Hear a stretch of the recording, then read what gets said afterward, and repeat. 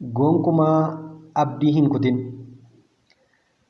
Rakkattee osoo hin milkaa'in hafte yoo ta'e kan si booda milkaa'u dhaloota tokkotu jira.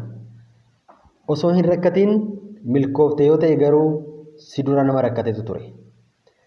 Dubbiin kun dhugaadha. Maaliifan milkaa'uu dide? Maaliif milkaa'ina narraa fagaate? Maaliif kufaatiin natti baay'ate? Jettee komii ofii kee irratti, nama irrattii fi waaqa irratti hin kaasin. Yoo ofii kee rakkatte, dadhabdee milkaa'uu baatte, rakkina kee kanatti ilmi kee dhaloonni si boodaa milkaa'uu danda'a. Fakkeenya tokkoon siif fudhadha. Seenaa Dr. Martin Luther King waan beektu natti fakkaata. Inni bara isaa waggaa 38 jiraate keessatti mirga walqixxummaa gurraachotaaf falmuu hoogganaa ture.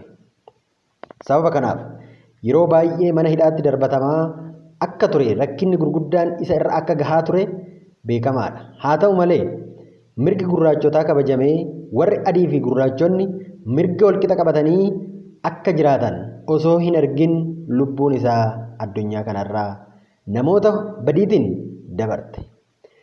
Garuu inni ofii isaa rakkachaa ture. Milkaa'ina rakkoo isaa osoo hin argin du'uyyuu har'a ilmaan isaa bu'aa dadhabbii isaa dhandhamachaa jiru. Ilaali. Rakkina kee har'aa kana ilaaltee abdii hin kutin.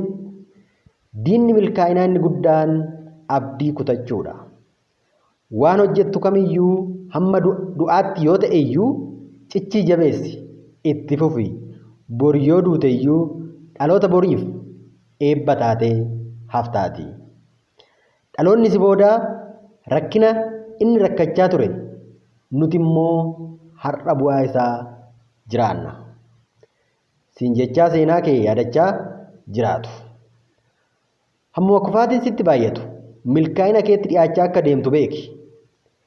Kufaatiin tokko gaafa si qunnamu deemsa gara galma milkaa'inaa keetti gootu dheerina isaa gabaafachaa jiraachuu kee beeki. Imala gara milkaa'inaa deemuu kee, gara milkaa'inaa irraa imalaa jiraachuu kee kan si mirkaneessu kufaatii si mudachaa jirudha.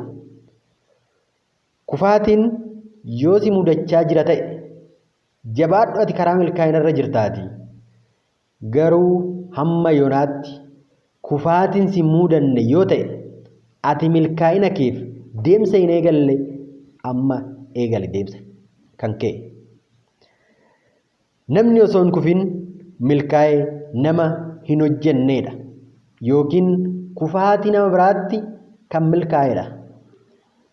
Kufaatiin ammuma si mudachaa deemu ofitti amanamummaa kee cimsaa, waan darberraa barachaa, karaa kaleessaa irratti kufte irra akka hin deddeebine hubachaa, karaan bira akka jiru xiinxalaa akka deemtu si gargaara.